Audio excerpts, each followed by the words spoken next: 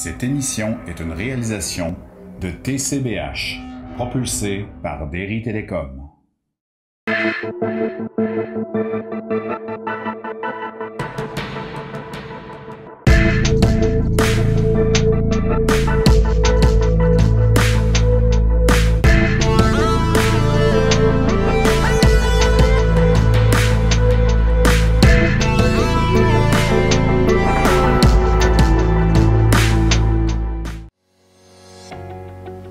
Salut tout le monde, bienvenue à cette nouvelle édition des infos TCBH.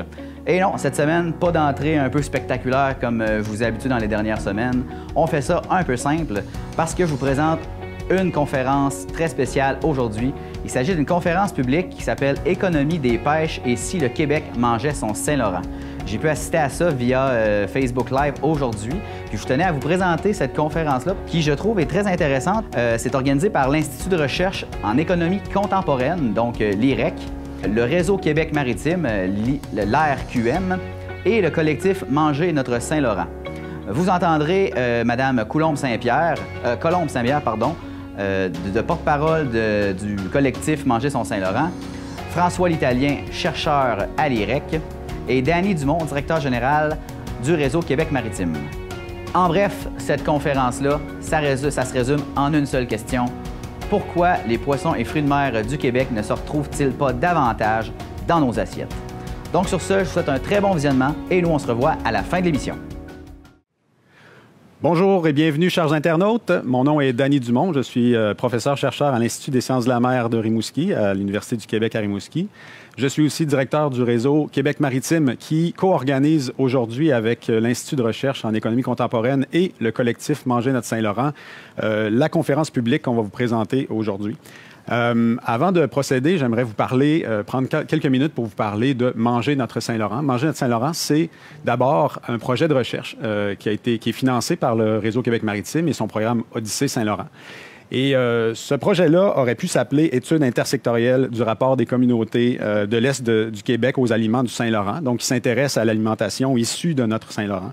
Mais Manger notre Saint-Laurent est apparu comme naturel à l'équipe de recherche à la base comme étant un signe d'engagement, en fin de compte, d'un rappel qu'on a un besoin de se rapproprier notre Saint-Laurent qu'on connaît peu ou pas du tout, individuellement et collectivement, qu'on profite moins bien ou pas autant qu'on voudrait de ses ressources alimentaires, qu'il nous échappe, qu'on ne connaît pas tant son histoire aussi. Et donc, Manger notre Saint-Laurent est donc une espèce de signe d'engagement de la part du collectif et donc la proposition d'un projet de société. Dans la première phase du projet, le collectif a rencontré plusieurs communautés de l'Est du Québec, de Cacouna aux Îles-de-la-Madeleine. Donc, différentes personnes, des aînés, des enfants, des pêcheurs, des élus. Des entrevues, des résultats obtenus dans cette première phase de recherche, plusieurs constats ont émergé. D'abord, que plusieurs espèces comestibles du Saint-Laurent étaient méconnues, parfois mal aimées. Des exemples comme le phoque gris, les algues, le sébaste. Deuxième constat, que la pêche représente une activité économique importante pour l'Est du Québec. C'est indéniable. Mais les populations côtières et le Québec en général n'ont pas accès aux ressources du Saint-Laurent, du moins autant qu'on le pourrait. Celles-ci étant majoritairement exportées vers les marchés internationaux. Et le troisième constat, c'est qu'en regardant un peu l'historique de notre rapport aux pêches, c'est que le rôle du Saint-Laurent avait à l'époque un rôle pourvoyeur généreux pour les familles plus démunies du Québec. Et ce rôle a progressivement disparu au profit de la pêche commerciale plutôt que de la pêche de subsistance. Donc, on arrive à 2020. Le projet a commencé en 2018. On arrive en 2020 et on amorce une deuxième phase du projet. On va aller plus loin. Le collectif s'est nourri avec plusieurs chercheurs aussi qui ont joint l'équipe. Et il était apparu important pour l'équipe de dresser un portrait un peu plus profond, historique, de la situation pour pouvoir mieux envisager les pistes de solutions qu'on pourrait se donner, sur lesquelles on pourrait travailler collectivement. Donc, le projet a commencé au printemps 2020. Comme vous le savez, comme vous et moi, on a été pris par cette situation pandémique. Donc, on a été forcés de s'adapter, forcés de revoir aussi nos relations avec nos voisins, nos institutions, les restaurants, nos familles, et aussi avec le reste du monde, en fin de compte, à travers nos échanges commerciaux, à travers la façon dont on consomme, dont on s'alimente. Et donc, évidemment, le premier ministre et les élus ont aussi lancé un appel vers l'achat local, vers l'autonomie alimentaire. Et ça allait ça résonnait avec l'envie du collectif d'aller dans cette voie-là aussi. Et donc, c'est dans ce contexte que le collectif a lancé une campagne dans le but de mobiliser, mais surtout aussi informer quant à la situation, qui est une situation complexe de la relation entre la société québécoise et les aliments du Saint-Laurent. Donc, le thème de la conférence d'aujourd'hui, et si on mangeait le Saint-Laurent? On va se pencher un peu plus sur le regard sur l'économie des pêches et l'autonomie alimentaire du Québec, justement. Et nous allons faire cela en compagnie de deux invités de marque que je vais vous présenter dans quelques instants. Et on va discuter ensemble d'un ouvrage qui est lancé aujourd'hui, donc par le Réseau Québec maritime et l'Institut de recherche en économie contemporaine, qui a été rédigé par Gabriel Bourgault-Fauché, qui est chercheur à l'IREC, et édité et publié par le Réseau Québec maritime. Donc, l'ouvrage est maintenant disponible gratuitement en ligne via le lien qui vous sera partagé via le Facebook. Donc, je me tourne maintenant vers mon premier invité, qui est donc François L'Italien, qui est chercheur à l'Institut de recherche en économie contemporaine, aussi professeur associé au département de sociologie de l'Université Laval, collaborateur à l'ouvrage, bien que rédigé principalement par Gabriel, ton collègue. Et donc, on est, François et moi, collègues depuis février 2020, et c'est la première fois qu'on a l'occasion de se rencontrer en personne. Donc, je te salue, mais il va falloir attendre avant de se serrer la main, hein, François. À 2 mètres, c'est... Exactement. Donc, voilà. Et ma deuxième invitée, qui est Colombe Saint-Pierre. Nul autre que Colombe Saint-Pierre. Non, arrête. Chef, entrepreneur, chef propriétaire, autodidacte, exactement, un chef à l'Opinel, et qui est un symbole vivant de la cuisine ancrée dans le territoire. Donc, merci, Colombe, de nous accueillir dans ton restaurant. Ça fait plaisir. Chez Saint-Pierre, qui est en plein cœur du village du Bic. Donc, c'est très agréable de se rencontrer ici. On est dans un environnement où on est à 2 mètres, puis voilà. Donc, Colombe, tu as été plusieurs mois et tu es toujours la porte-parole du collectif, très engagé. Merci de nous accompagner dans cette aventure-là. Puis, tu parles sur beaucoup de tribunes d'autonomie alimentaire depuis longtemps. Qu'est-ce que veut dire pour toi manger notre Saint-Laurent? Bien, premièrement, ça veut dire que c'est le début d'un de mes grands rêves, là. Puis, je pense que je ne tarie pas d'éloge envers, justement, le projet Manger notre Saint-Laurent, qui, lui, fait, ma foi, état de tout ce que moi, j'ai pu constater après 18 ans de métier, mais simplement 18 ans de simple volonté d'avoir accès à nos produits. Parce que pour moi, ça allait de soi que dans la vie, comme au hockey, c'est ça qu'on dit, tu prends pour ton équipe. Donc, je te dirais que l'autonomie, pour moi, en ce qui me concerne, elle a commencé comme ça. Ça venait tout naturellement de dire... Ah, ben je m'installe dans le village, ici, au Bic. Je suis née ici, je m'investis, j'aime ce territoire-là. Maintenant, je m'apprête à servir à manger à des gens. J'aimerais ça que ce soit des produits qui sont, premièrement, pas très loin, des produits que je peux parler, des produits qui sont extraits par des gens que je connais. Donc, on ralliait là, au départ, plutôt une volonté de fraîcheur, de qualité, puis tout ça est devenu finalement avec les années un combat parce que dans le maraîcher, c'était déjà un tout petit peu plus avancé, là, le concept d'autonomie. Par contre, dans la production, dans l'élevage, oui. Par contre, on peut dénombrer beaucoup de difficultés, mais les pêcheries, c'est vraiment la bête noire. Au Québec, on a abandonné l'idée de développer un discours autour de nos pêcheries. D'autres s'en sont occupés. Maintenant, on fait juste poser la question. Pour moi, l'autonomie, c'est est-ce qu'on continue à dépendre ou est-ce qu'on se ramasse tout le monde ensemble pour un grand projet qui, lui, sous-entend une plus grande indépendance au niveau de l'alimentation, des pêcheurs particulièrement. Donc, un grand souhait, un projet de société, l'autonomie alimentaire. Maintenant, il y a des liens qu'on va essayer de mieux comprendre entre l'autonomie et l'économie des pêches au Québec. Et c'est le titre de l'ouvrage qu'on vous présente aujourd'hui.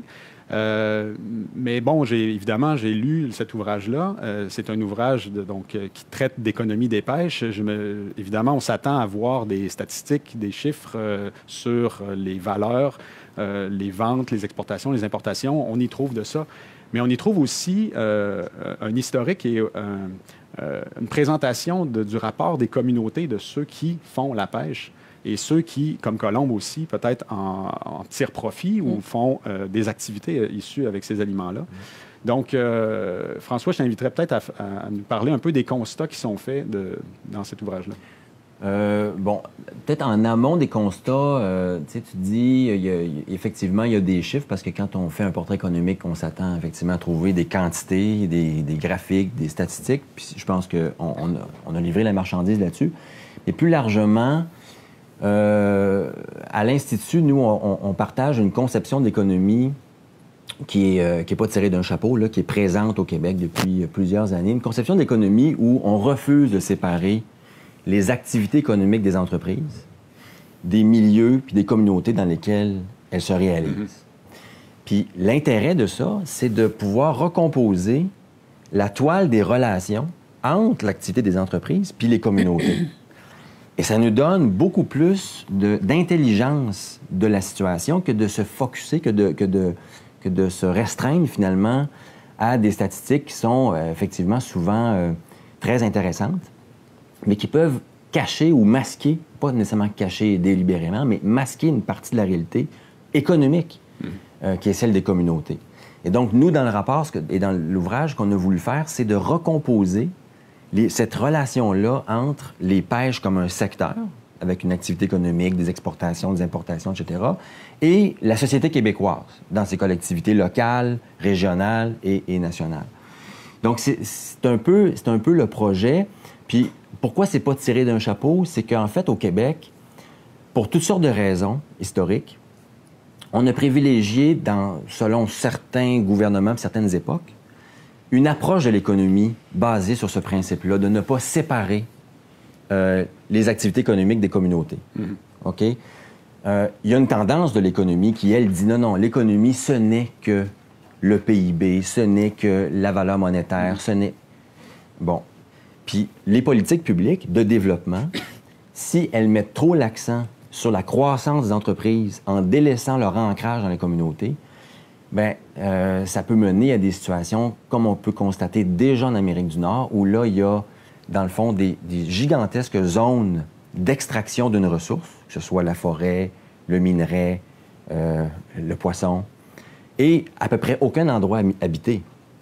Pas d'école, pas de dépanneur, des dortoirs, une main-d'œuvre salariée qu'on fait venir, hein, le convoyage du plan Nord, c'est un peu ça qui a été dénoncé parce que c'est un peu contraire à des orientations qu'on a prises au Québec, justement dans le développement intégré du territoire et du secteur. Donc, en gros, je dirais que c'est la perspective, puis je le dis tout modestement, que la contribution de ce rapport-là au débat public, pas juste sur les pêches, mais sur la manière dont on se rapporte au Québec aux ressources naturelles, c'est de remettre à l'avant-plan cette complémentarité-là entre les communautés ou la société et le secteur, le développement d'un secteur économique.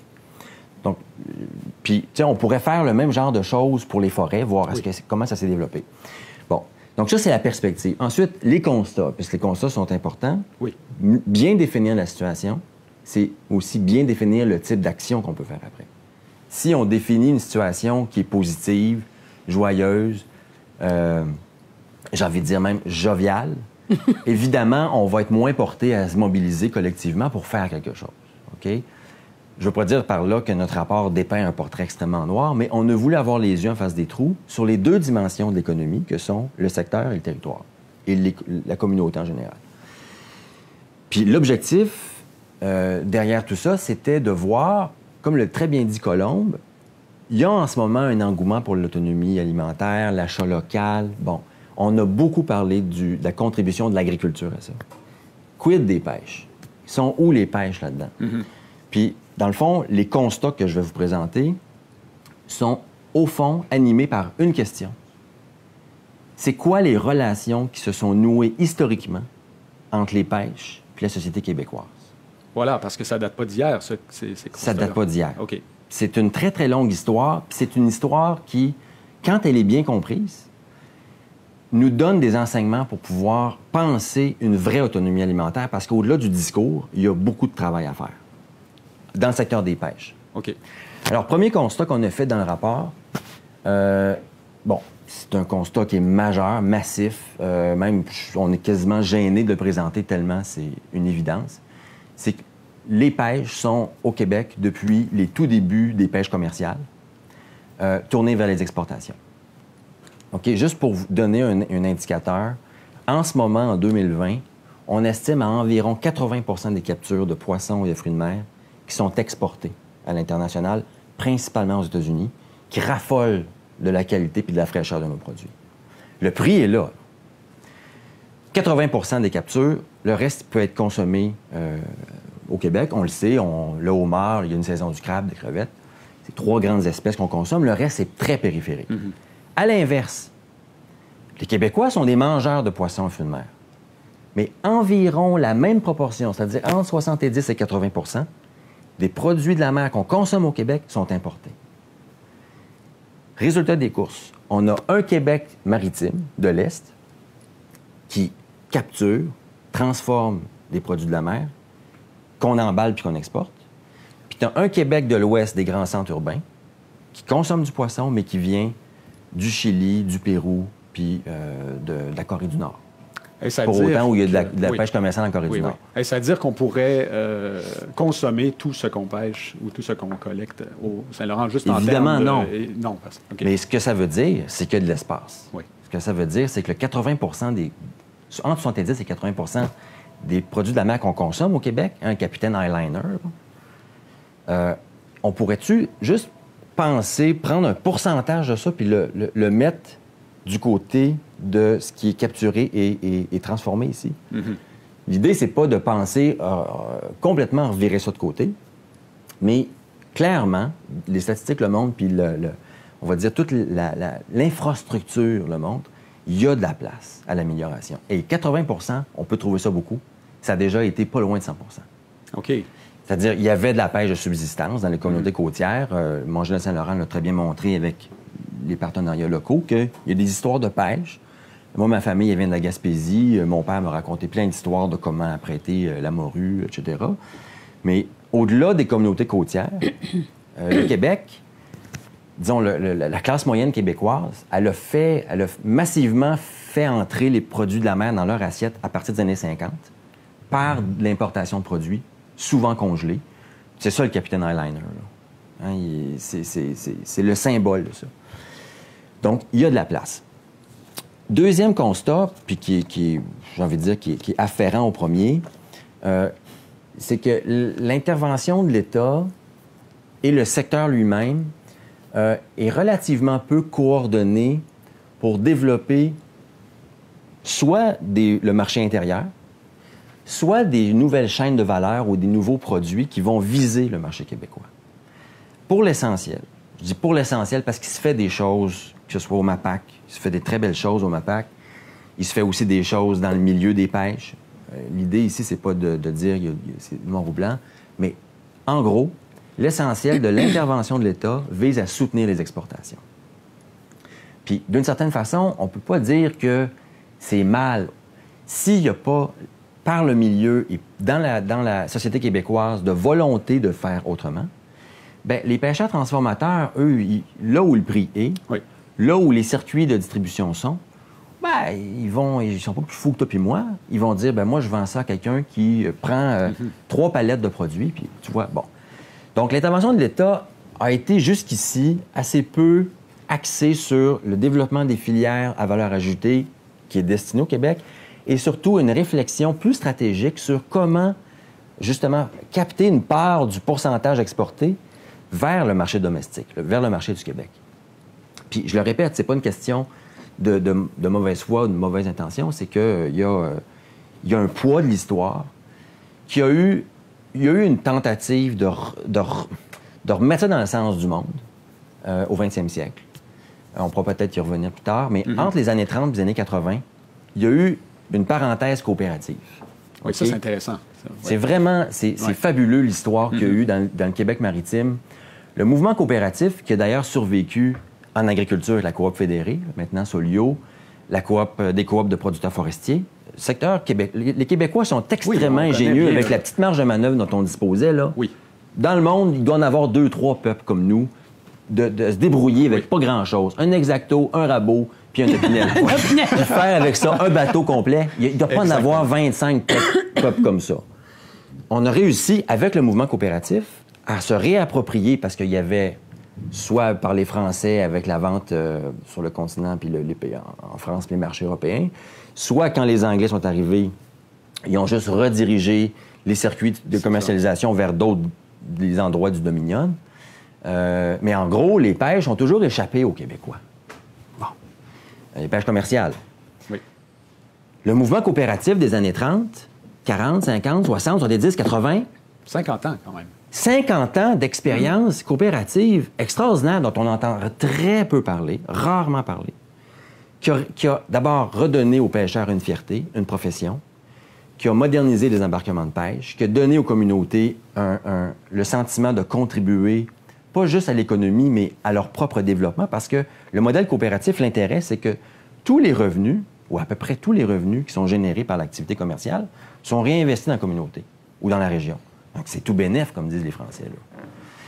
Là. Et ça, cette parenthèse-là, je dis une parenthèse parce que dans les années 80, pour toutes sortes de raisons qu'il faudrait approfondir, la coopérative, la Fédération Pêcheurs Unis a fait faillite. C'est pas parce que c'était pas efficace.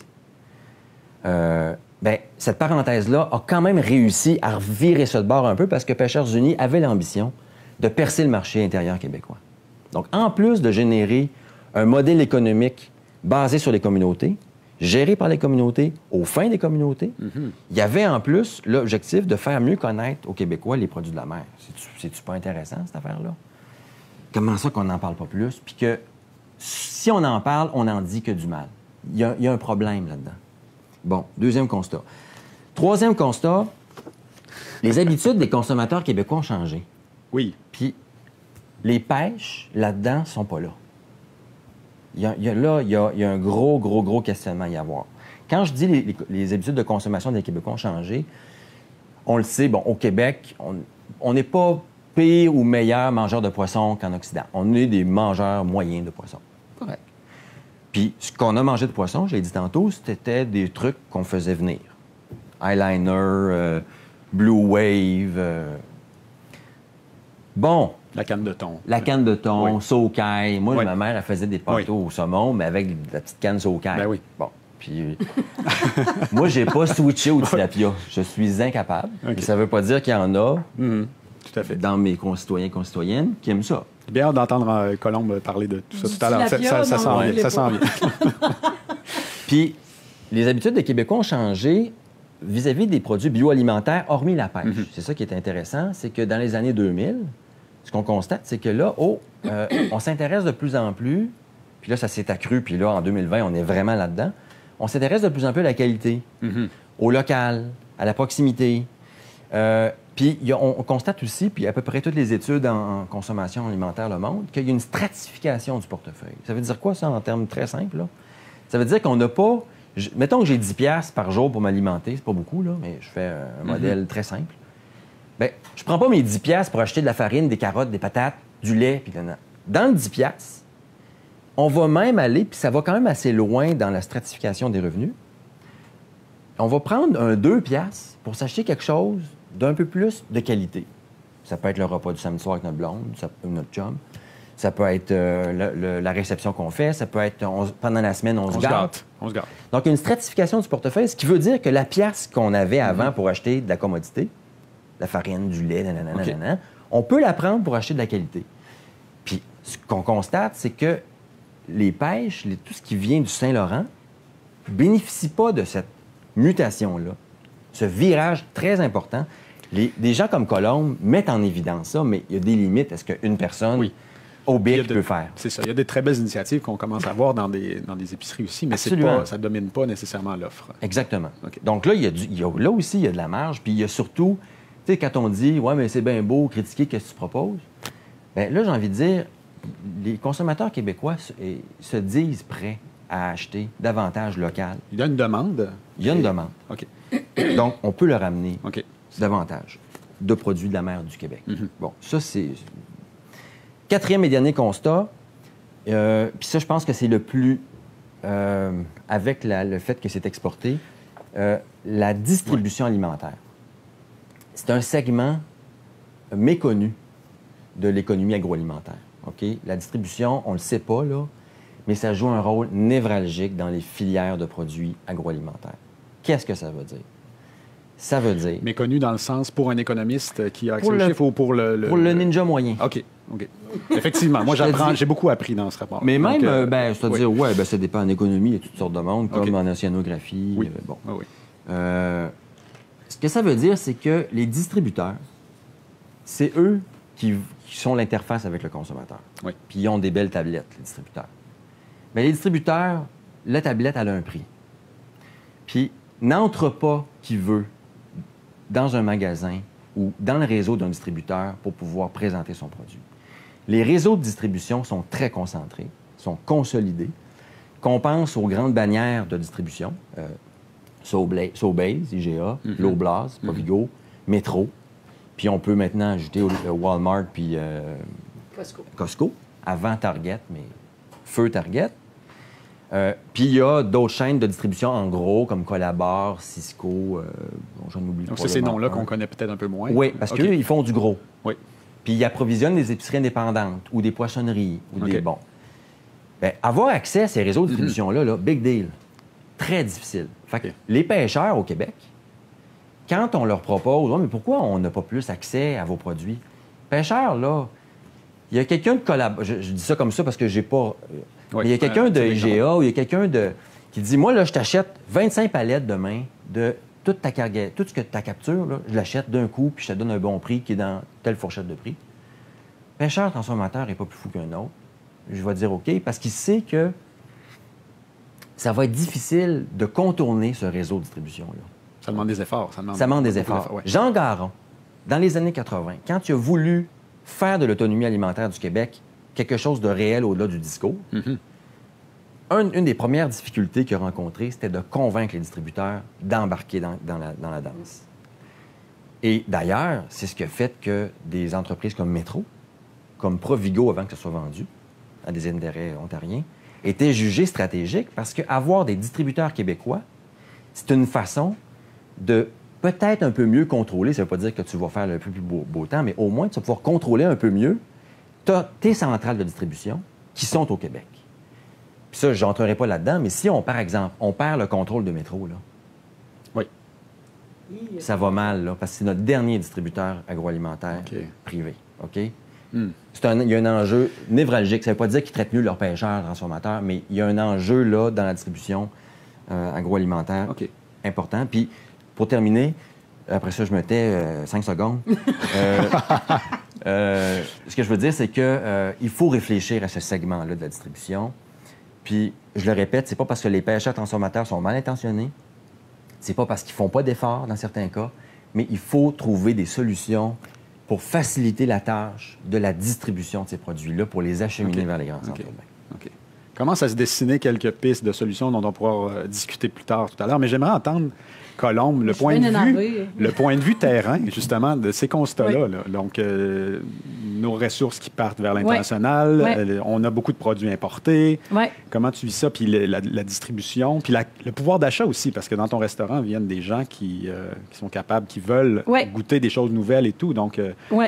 toi, ta lecture de ces constats-là, c'est sur le terrain. Là. Qu'est-ce que Bien, c'est? sur le terrain, tu sais, si on repasse un petit peu les constats, tout là-dedans est absolument véridique. Puis, comme je dis, notre but aujourd'hui, c'est pas de dire c'est la faute à qui, mais c'est de se rendre compte de où c'est rendu. C'est une situation. Puis ça, c'est ouais. une situation qui est effectivement problématique dans la mesure où tu te dis ce qui est en train de nous arriver, c'est qu'on est en train de développer un goût pour nos produits, qu'on a développé un goût pour la qualité, et que maintenant, quand tu décides de dire, ben oui, j'en veux, moi, de ça, ben que c'est plus possible, ou que presque plus possible, puis qu'il y a des systèmes qui se sont installés, qui font en sorte que, oui, effectivement, quand sur le terrain, tu as envie d'avoir... Puis c'est la principale chose que va te dire la plupart des consommateurs au Québec en ce moment qui ont le désir d'avoir accès à ces produits-là. On les trouve où? Tu sais, j'en veux bien, moi, tu sais, oui, il commence à y avoir quelques initiatives, mais comme le mentionne François, c'est tellement... ça pourrait tellement s'améliorer, tu sais, de façon concluante pour tendre vers plus d'autonomie. C'est sûr et certain que on est arrivé à un point où c'est pour ça que Manger notre Saint-Laurent a proposé cette campagne-là pour démuni devant ces constats-là. Le consommateur, il fait quoi? T'sais? Il dit, ben comme moi, je veux bien, mais... Oui. Et il n'a pas les mêmes... tu sais, moi, je suis quand même un transformateur, donc j'ai accès à, tu sais, tous les réseaux de distribution dont parlait François, tu sais, j'y ai à quelque part accès. Je reste quand même un tout petit acheteur, puis je comprends très bien pourquoi on en est rendu là aussi. François faisait état aussi de tout le travail qui devrait être fait, que ce soit du consommateur ou des transformateurs ou des gens qui veulent tendre vers plus d'autonomie. C'est du militantisme, en fait, à l'heure où on en est. C'est des actions concrètes qui vont devoir être posées pour qu'on puisse, après, tendre vers, solutionner vers des politiques qui, elles, vont venir répondre à une nouvelle demande, en fait, une demande grandissante des Québécois pour leurs produits. Puis, je te dirais qu'au niveau du militantisme, ben soyez prêts parce que moi, j'étais supposée cuisiner, puis finalement, je milite pour cuisiner les produits de la mer du Québec. Je suis devenue militante. Cuisiner, c'est voter, c'est ça? C'est exactement ça. Ouais. Et puis, dans mon cas, c'est cuisiner, c'est voter. Dans le cas du consommateur moyen, c'est acheter, c'est voter. Oui. Puis dans le concept d'autonomie, il y a l'accès aux ressources, mais imaginons, on revient à la canne de thon de tout à l'heure. La canne de thon est importée. Est-ce qu'on veut une canne de thon locale ou on veut aussi peut-être le produit plus frais, être capable de... Il y a ça aussi en termes d'autonomie, être capable de considérer et d'acheter, de consommer des produits moins transformés. C'est tout à fait là où aller la réflexion de l'autonomie. L'autonomie, c'est pas juste...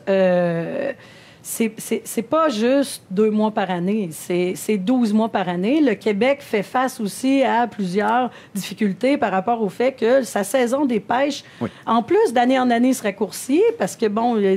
Ceci entraîne cela. Ça coûte cher pour un pêcheur de sortir en mer. Bon, on va opter pour revendre à une seule personne. C'est beaucoup plus simple que de t'installer au quai. Moi, je le sais. Ici, au restaurant, je fais affaire avec à peu près 30 fournisseurs. Je pourrais appeler Collabore. Je les appelle pareil, mais j'achète ce qu'on peut acheter d'eux, en tout respect pour Collabore, là, mais je préfère acheter mon poisson directement. Je suis quand même... une voisine du fleuve, je vais pas acheter mon papier de toilette puis mon poisson à la même place. Pour moi, ça marche pas. J'ai de la misère avec ça. On peut pas tout bien faire. Puis, les produits de la mer, c'est particulier. C'est périssable. C'est important la chaîne de froid soit jamais brisée, qu'on parle du pêcheur à aller jusqu'au consommateur. C'est une ressource qui est difficile à traiter puis qui a beaucoup de pertes aussi. T'sais, on en a parlé... pourquoi ça vaut aussi cher un crabe? Parce que sur une masse, sur 1 kilo de crabe, il t'en reste 200 grammes de chair. Tout ça est à calculer, tout ça est à considérer dans une réflexion autour de l'autonomie. Mais oui, la canne de thon. Oui, justement, pour rentabiliser nos ressources. Oui, la bisque avec les carcasses. Oui, des petites usines de transformation qui vont faire, finalement... de l'autonomie, une possibilité l'hiver aussi. Donc ça voudrait dire acheter une quantité impressionnante pour mon rêve ultime, ce serait pour les Québécois, de rejeter absolument tout, ou presque, tu sais, ou ce qui vient de l'extérieur, si nous, on peut se fournir en poisson. Je veux dire, tu sais, on parlait des réchauffements climatiques, c'est un système c'est ça. C'est fini, là. Exactement. Le On contexte, a atteint le maximum. et ça affecte le contexte des produits de la mer, des ressources disponibles. On le voit avec donc le déclin de la morue, le retour du sébaste et le possible déclin de la crevette. Donc, des choses sont en train de changer aussi. Donc, il faut être capable de s'adapter. Je sens que vous avez déjà mis la table pour la suite. Donc, comment on fait pour justement changer la situation, changer le terrain de jeu collectivement, parce que c'est pas simple. On repose sur une histoire aussi. Et justement, bien, dans l'ouvrage qu'on vous présente, il n'y a pas que des constats, il n'y a pas que des chiffres. Justement, il y a aussi des propositions. Oui. Et puis j'aimerais vous entendre... Oui. Bien, je veux juste rappeler le fait que Manger Notre Saint-Laurent, dans une première phase, puis on l'a prolongé au printemps avec la pandémie, puis l'objectif, c'était de mieux faire connaître aussi aux Québécois les produits de la mer. Il y a un enjeu de connaissance, d'appropriation par les Québécois des produits de la mer, puis que Manger Notre Saint-Laurent veut mettre de l'avant avec notamment sa page, mangenotsaintlaurent.com. Petite blog. Mais c'est important parce qu'il y a là, je pense, des éléments de base pour qu'on puisse s'approprier un peu plus... Donc, on voulait, avec cette campagne-là, jouer sur la demande. Tu sais, qu'il y ait plus de demandes de la part des Québécois à leur poissonnerie, à leurs détaillants. Oui. Puis, elle est là, la demande. Elle commence à croître. Tu sais, je donne un exemple, là, Fruits de mer du Québec. Tu sais, il y a des beaux congélateurs chez IGA. Oui. Tu sais, ça, c'est un effort qu'il faut saluer, justement d'acheter du congelé, mais c'est pas grave. Tu sais, on va commencer comme ça. C'est ce genre d'initiative-là qu'il faut mieux faire connaître. Bon, ça, c'est l'aspect demande de produits. Mais la demande de produits, il y a des limites à ça.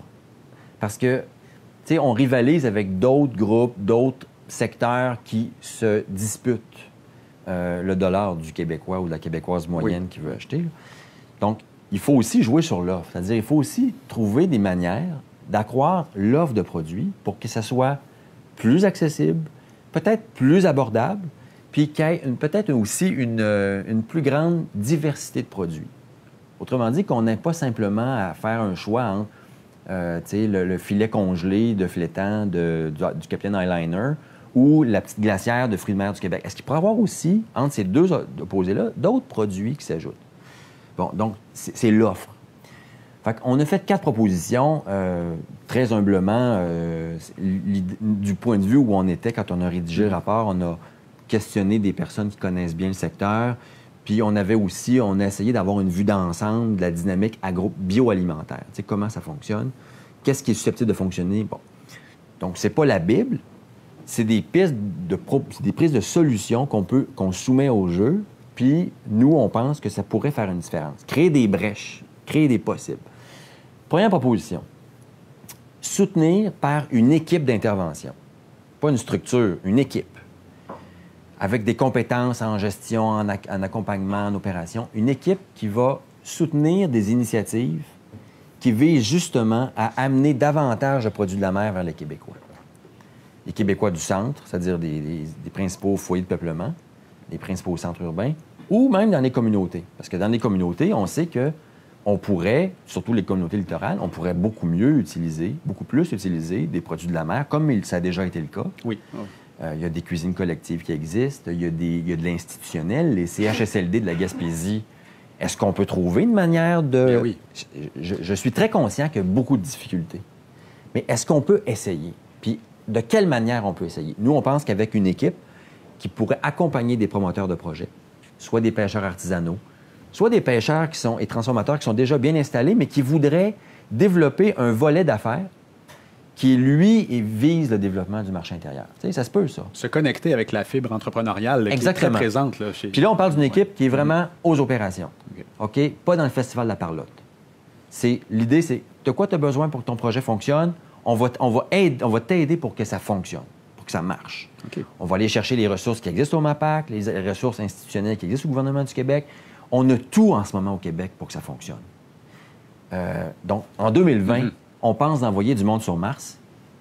On se demande bien pourquoi on n'est pas en mesure d'amener des produits frais vers Québec, Montréal ou même Sherbrooke. Bon. Donc, une équipe d'intervention 4-5 personnes, peu importe combien de personnes, ils seront 27. Il faut qu'il y ait quelque chose de ce goût-là. Deuxième proposition. On a une stratégie maritime au Québec qui a été annoncée il y a quelques années. C'est une stratégie qui est connue du milieu des communautés côtières, des élus, des gens dans l'industrie.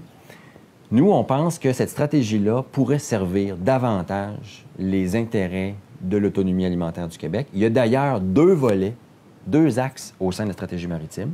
Il y a le financement des infrastructures et il y a moderniser et pérenniser l'industrie des pêches et de l'aquaculture. Okay? Donc, il y a déjà, dans la stratégie maritime du Québec, il y a déjà 2 axes. Celle qui a été présentée en 2016. Exactement. Oui, okay. Je ne sais pas l'état de la discussion. Tu pourras peut-être... Mais si on utilisait ce levier-là de politique publique en le croisant avec une politique du MAPAC qui vise justement à accroître la portion de produits de la mer consommés au Québec, on met ça avec 1 ou 2 fonds d'investissement qui ont un intérêt à faire avancer, avec une certaine rentabilité, on s'entend, mais qui a intérêt à faire avancer l'autonomie alimentaire, en faire un beau projet vitrine, bien, moi, je pense qu'on pourrait, avec ça, commencer à penser à une chaîne de froid plus pour faciliter le travail d'acheminer les produits de la mer de l'Est vers l'Ouest. Donc, chaîne de froid, là, en deux mots, tu peux expliquer. C'est essentiel parce que c'est ce que dit Colombe tantôt, la chaîne de froid, là, tu peux pas l'échapper, là. C'est ça. Puis, tu sais, il faut que ça soit là, rodé au corps de Donc, le poisson arrive au quai par le pêcheur. Tic-tac, tic-tac. On le congèle et puis tout de suite, on peut l'expédier vers les grands centres via la navigation, par exemple. C'est ça. Donc là, tu sais, il y a des... C'est ça, là. Nous, on n'est pas des spécialistes de ça, mais on lance cette idée-là parce qu'il y a ce levier-là qui s'appelle la stratégie maritime, puis il y en a d'autres. Donc, pourquoi ne pas l'utiliser à des fins d'autonomie alimentaire? Troisième proposition, la traçabilité et l'identification. Les Québécois, comme le reste des Occidentaux, puis même on pourrait intégrer la planète plus fortunée, dans certains coins, veulent savoir où sont pêchés, cultivés, transformés les produits. Il y a un label qui s'appelle Aliments Québec. De plus en plus, il y a des petits codes barres derrière certains produits, puis là, on peut savoir, en gros, d'où est-ce que ça vient, qu'est-ce que ça fait. Il y a beaucoup de travail à faire de ce côté-là. On appelle ça la traçabilité. Mais les gens regardent. Mais de plus en plus, on veut savoir. On regarde. Oui, on regarde. Comme là, il y avait un article cette semaine sur le porc. Voilà. Là, on apprend que, tu sais, on est des gros producteurs de porc. Puis on exporte beaucoup le porc. Puis dans le fond, le porc qu'on peut acheter dans un emballage cellophane, on ne sait pas, il n'est pas nécessairement du Québec. Et là, de plus en plus, les Québécois, ils posent des questions à leurs bouchers, puis à leurs poissonniers. Cette affaire-là, ça vient-tu du Québec? Dans certains cas, on peut répondre. Dans d'autres, non. OK, là, il va falloir être un peu plus à la coche pour les réponses qu'on va donner. Donc, c'est pour ça la traçabilité. Oui. Donc, puis il existe déjà au Québec des initiatives. Il y a Gaspésie Gourmande Mer. Il y a eu une initiative, Fourchette Bleue. Il y a eu les pêcheurs de homard aux Îles-de-la-Madeleine. Il y a eu la petite étiquette. Bon, il y a eu... je sais qu'il y a eu... Bon, c'est un peu plus compliqué, c'est une manutention supplémentaire, mais ça répond à quelque chose un besoin réel de savoir d'où ça vient. Et en plus, qui dit identification, dit identité territoriale, dit valeur ajoutée, parce que si on sait que ça vient de tel endroit, tu comprends-tu que l'anguille du Kamouraska, c'est pas la même qui est pêchée dans les mers des Bahamas. Je sais pas s'il y a de l'anguille là-bas, mais elle va goûter le Kamouraska. Elle va goûter le Kamouraska. C'est ça qu'on cherche quand on veut avoir une signature régionale, c'est qu'on veut donner un peu du paysage, de la culture, du savoir-faire. Fait que la traçabilité et l'identification, c'est déjà un pas fait pour améliorer un peu plus ce qu'on va faire de nos produits. Valoriser, oui, c'est ça. Mieux valoriser nos produits, parce que c'est pas tout le monde du jour au lendemain qui va manger de l'oursin. L'oursin, d'abord, c'est pas tout le monde qui aime ça, c'est pas tout le monde qui en veut, puis c'est pas tout le monde qui peut se le payer. Moi, le premier. Tu sais, l'oursin, c'est cher. Fait que, soit je viens chez Colombe, je suis pas encore venu manger ici. Ben oui, moi, je les donne. Je les donne pour que le monde les mange. Fait que, tu sais, il y a une stratification, comme je le disais, des produits à penser. Puis ça, l'identification, c'est un mécanisme. Donc, l'idée, c'est de gruger dans ce 80 %-là. Là. Toujours. Pas arriver à zéro nécessairement, mais faire une j'aimerais ça dire que c'est 52 qu'on importe, puis que Là, ça aurait l'air moins... le punch serait moins gros, comprends-tu? Ouais. Là, c'est quand même un peu même honteux collectivement qu'on soit dans des pourcentages stratosphériques de cette nature-là. Tu sais, le fossé est gênant, tu sais, en 2020, là, surtout quand on parle d'autonomie alimentaire. Puis, quatrième proposition et dernière, si on était en mesure de développer des plateformes ou des mécanismes pour apparier la demande de produits de la mer du Québec avec l'offre de produits de la mer du Québec, pour faciliter le travail des pêcheurs transformateurs qui voudraient justement mettre plus de produits de la mer du Québec en circulation, puis des consommateurs qui seraient prêts, exemple, à acheter des paniers de pas des paniers de légumes, des paniers de fruits de mer. Là, il faudrait voir sur le plan logistique comment c'est possible. Mais Rimouski n'est pas loin, même Rivière-du-Loup. L'autre bord, il y a cette île, Bécomo. Est-ce que ça existe, ça? À part aller au quai, à la poissonnerie, on pourrait-tu avoir un mécanisme plus ambitieux pour élever un peu plus les quantités et la qualité simultanément? Aider les pêcheurs, ne pas se reposer sur le pêcheur qui, lui, va faire tout le travail. Non, parce qu'ils en ont déjà plein le bot. Oui, tout à fait. Les bottes à tuyaux sont déjà pleines. Fait que, tu sais, si on est en mesure de les outiller, de nous outiller collectivement, parce que c'est toujours une question collective. Toujours. Même quand on dit que c'est les affaires d'entrepreneurs ou qu'on dit les affaires c'est des consommateurs, au bout du compte, c'est toujours une question de société. Fait que si, collectivement, on dit c'est ça qu'il nous faut, ou on peut l'approfondir, on peut l'explorer, bien, essayons-le. Fait que ça, c'est la quatrième et dernière proposition. Après ça... Donc, voilà, sur le terrain, revenons-y sur le terrain. Ben après ça, moi, du souvenir que j'ai de mon désir d'aller vers ce que dit François, par un sentiment simplement de fierté. Il n'y a rien de mauvais dans ce que je souhaite. Je me dis tout le temps, ben voyons comment ça, que c'est compliqué comme ça. C'est quand même important de dire que c'est un engagement. Tu sais, là, tu peux plus dire si tel est notre souhait de tendre vers plus d'autonomie, d'essayer de redonner aussi à nos pêcheurs et à nos communautés côtières la place qui leur revient. De faire de leurs produits des produits de renommée mondiale, tu sais, en taguant l'anguille de Kamouraska, puis le homard des îles, ou encore le homard de la Gaspésie, tu sais, c'est du travail. Et c'est tout un revirement de situation. Là, on est en train de dire, tu vas plus à l'épicerie comme tu allais avant, là. Là, s'il n'y a pas ce que tu exiges à l'épicerie, tu te prives. Ou tu le fais savoir. Donc,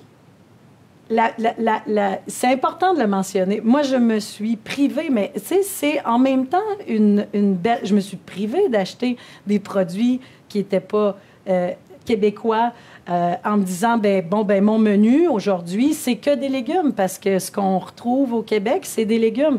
Et de faire en sorte que ce soit une nouvelle réalité, tu sais. Comment... Ça, c'est une attitude de consommateur qu'il va falloir retrouver et qu'il va falloir considérer, même si on nous propose des Walmart puis des Costco partout, puis tous les produits du monde qu'on veut tout le temps, de dire, OK, je change mes habitudes. Puis ça, c'est pas rien. Puis ça demande de la volonté et ça demande un engagement. On n'arrivera à rien si, une fois de temps en temps, je m'abandonne comme la dernière des guédailles pour une petite crevette là, de... Non. Ouais. Mais ça a de l'impact. En fait, chaque geste compte. Et c'est ça qu'il va falloir qu'on se redise comme individu dans une société individualiste. Voyons, je pensais jamais qu'il allait avoir des mouches. Elle est perdue, là. Non, mais je pense que je viens de l'assommer, mais... mais tu sais, tu comprends, on est passé de gens qui avaient accès aussi. On nous a donné tout ça, là. Tiens, hein, gars, t'as tout. Vas-y, garde-toi, t'as tout. Mais ça a eu des impacts sur notre culture, sur notre société. T'as tout. T'as tout, c'est pas vrai. T'as pas tout partout puis tout le temps. Puis là, on a la face devant ce constat-là qu'on a, à quelque part, on s'est abandonné. On s'est abandonné. Maintenant, il faut se retrouver, il faut s'encourager. Il faut faire en sorte qu'on va en donner un petit peu moins aux autres, parce que je trouve qu'on est généreux en sacrament, comme tu dis, 80%, moi, je trouve ça pas pire. Moi, je trouve ça le fun de voir, hey, mon Dieu, on se garde pas grand-chose pour nous, là, d'aliments de qualité, puis d'échange aussi, tu sais, avec... moi, j'ai renoué avec les pêcheurs, là, c'est mes amis maintenant. Je ne peux plus me passer d'une discussion avec un pêcheur. Je ne veux pas que ce soit un vendeur qui me vende du poisson. Je veux que ce soit un pêcheur. On sent que l'autonomie alimentaire, tout ça, d'abord, il y a un projet de société. On a entendu des propositions qui nous forcent à nous engager là-dedans. C'est un projet collectif. Et c'est aussi, un mode de vie. Oui. Puis qui dit mode de vie, dit culture et donc aussi éducation. Parce que comment toi, tu le vis avec tes enfants? Je sais que tu as des enfants, ils viennent dans ta cuisine. Comment ce volet-là, le manger local, puis la conscience de d'où viennent ces choses-là. Bien là, tu sais, les enfants, ils font tout exprès. Là, ils vont tout le temps dire que, tu sais, ils sont pas concernés ou par rapport à ce que... Tu sais, moi, je dis, disons que j'ai halluciné, tu sais, l'autre jour parce que, tu sais, je servais un morceau de flétan, tu sais, justement, à mes enfants, tu sais, puis, poisson, machin, puis... finalement, tu sais, ils ont comme encore l'opportunité de dire, moi, je préfère ça ou ça. Mais il faut continuer à essayer, tu sais, puis on pense tout le temps que ça mène nulle part, mais c'est pas vrai, c'est ancré. Puis, tu sais, moi, j'ai donné des cours de cuisine aux jeunes longtemps, tu sais, puis le poisson, tu sais, c'est effectivement, tu sais, il y a des familles dans lesquelles il y en a pas beaucoup. Il faut continuer à leur servir de façon, quand on parle d'éducation par rapport à des jeunes enfants, de leur glisser à travers, tu sais, des choses qu'ils connaissent un petit peu plus. Tu sais, la brandade, là, ça, c'est extraordinaire. Là, tu fais passer n'importe quel morceau, c'est une purée au poisson, tu sais, une purée de pommes de terre avec du poisson. Puis, je veux dire, ça a quand même beaucoup d'impact. Parce que, tu sais, je veux dire, les années où... puis, je le verrai avec mes enfants à moi plus tard, mais les années où moi, j'ai donné des cours de cuisine ici aux enfants, tu sais... il y a eu un reportage radio un jour, quelques années plus tard, d'une jeune qui avait suivi un cours avec moi puis qui a dit qu'elle n'avait pas choisi la morue parce que la morue était sur la liste des espèces vulnérables quand elle a fait sa brandade. Puis que Colombe m'avait dit que c'était important, de faire attention au contexte puis de continuer à travailler de pair, justement, comme on le fait dans le collectif, avec les chercheurs, les gens d'expertise diverses. Moi, je suis cuisinière. J'aime ça que des chercheurs me disent leur juste par rapport à la situation d'une espèce ou au nombre restant ou à l'espèce à valoriser qui devient dommageable pour une autre et puis que nous, en tant que consommateurs, qu'on continue d'être informés par rapport à ça pour faire des choix éclairés. Oui. Effectivement, tu le rappelles, le collectif, c'est beaucoup de gens d'horizons variés là, qui se posent des questions. La question est complexe, on l'a vu aujourd'hui. On a traité d'économie, mais effectivement, le collectif touche aussi à l'éducation, à la nutrition, donc l'anthropologie, effectivement. Donc, je l'aurais dit, projet de société, les gens, je vous invite évidemment à aller lire le livre pour en apprendre davantage, pour vous approprier le sujet. Et on a reçu quelques questions des auditeurs. D'abord, merci en tout cas pour votre contribution à cette conférence publique.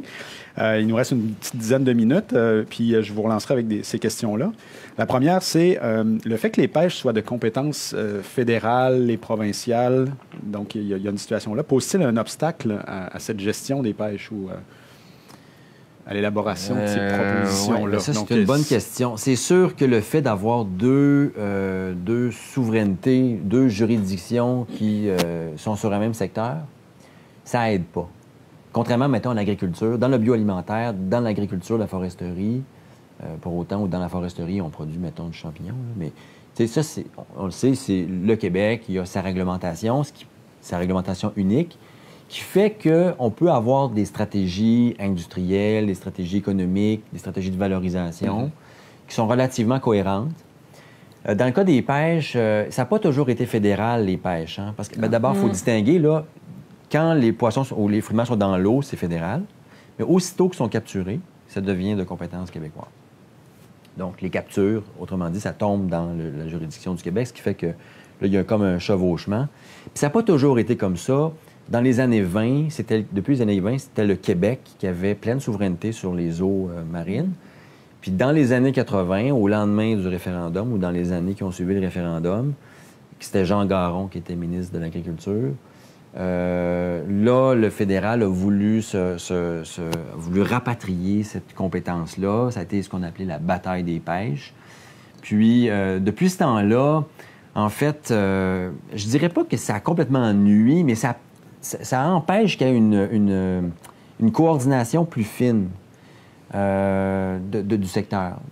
Là, dans le détail, je pourrais pas répondre exactement jusqu'où ça va, là, un problème de coordination, mais c'est certain que ça serait préférable qu'il y ait une seule souveraineté là-dessus, là, tu vois, pour qu'on ait une vue peut-être plus intégrée à la fois de la relation entre l'économie puis la richesse naturelle.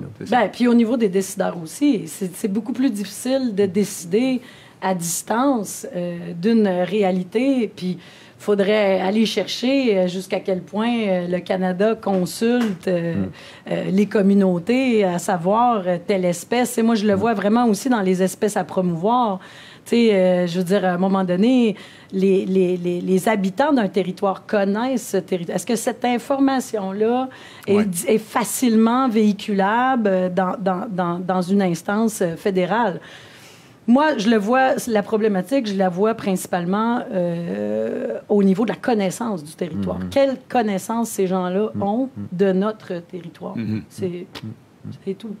Puis soyons clairs, l'objectif, là, c'est pas de faire de la surpêche. Puis, tu sais, s'il y en a qui seraient tentés de dire, ben là, le fédéral empêche qu'on fasse de la surpêche. Non, je veux dire, en 2020, la question du développement durable, d'établir des seuils écologiques minimaux au sein desquels on ne peut pas aller. C'est essentiel. Si c'était le Québec qui avait cette compétence-là, il n'y a pas de raison de penser qu'on ferait... Non, mais c'est important, d'après ce que je comprends, de connaître le paysage juridictionnel aussi pour mieux envisager des solutions adaptées à ça. C'est ce qu'on comprend.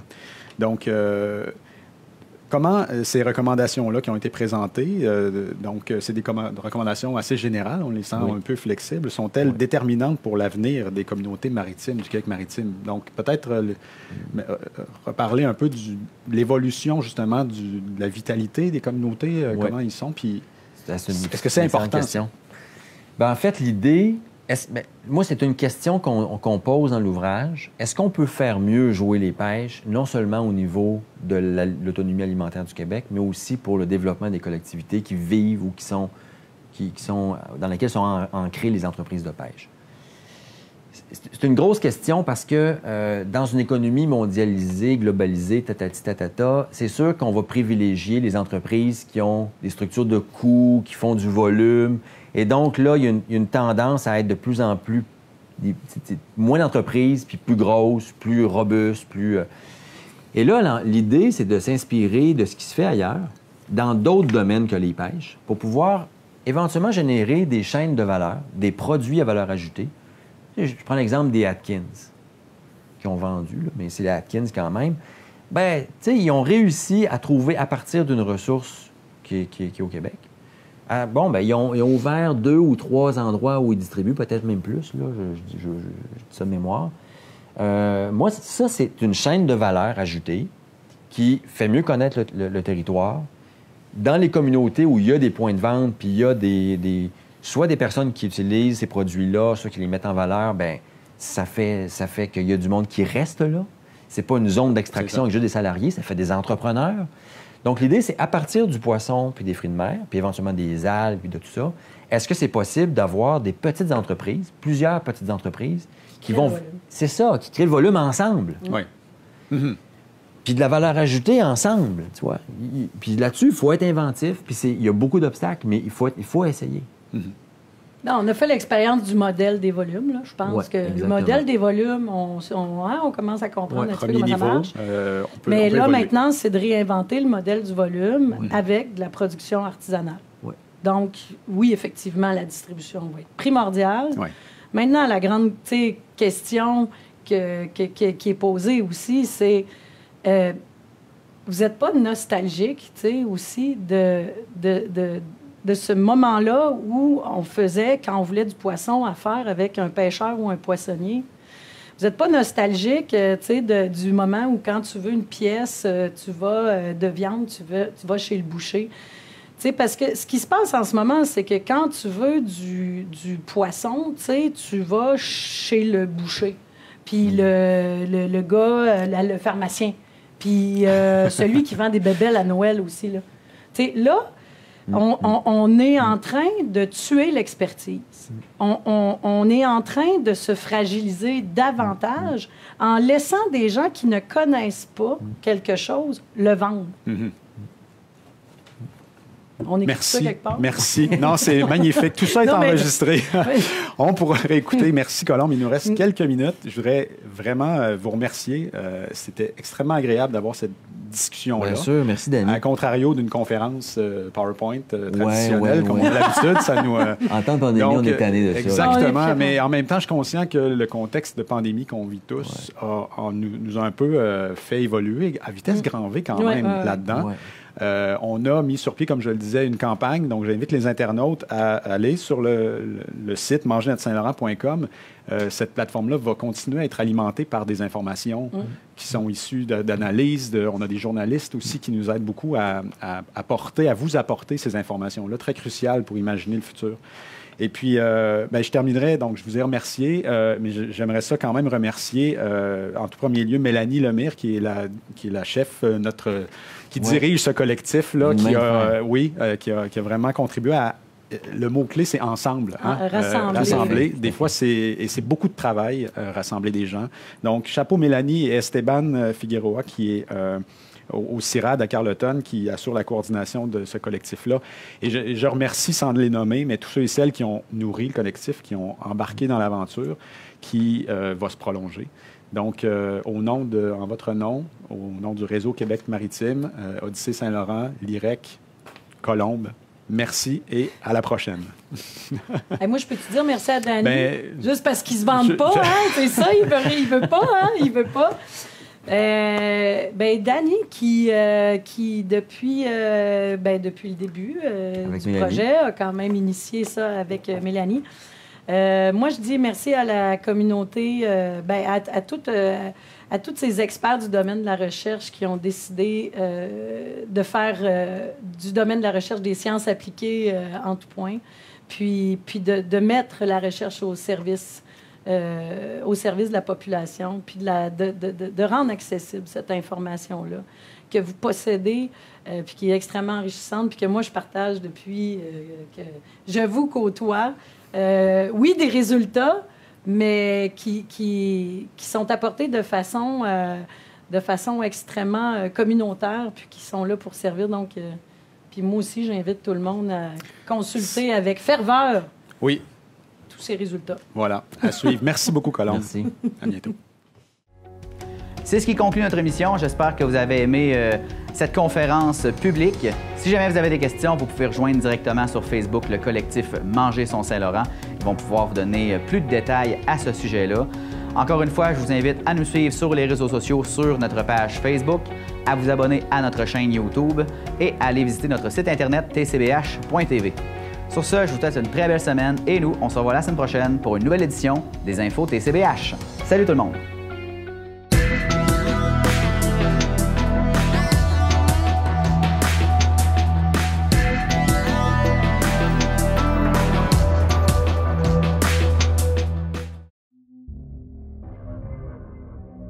Cette émission est une réalisation de TCBH, propulsée par Derry Télécom.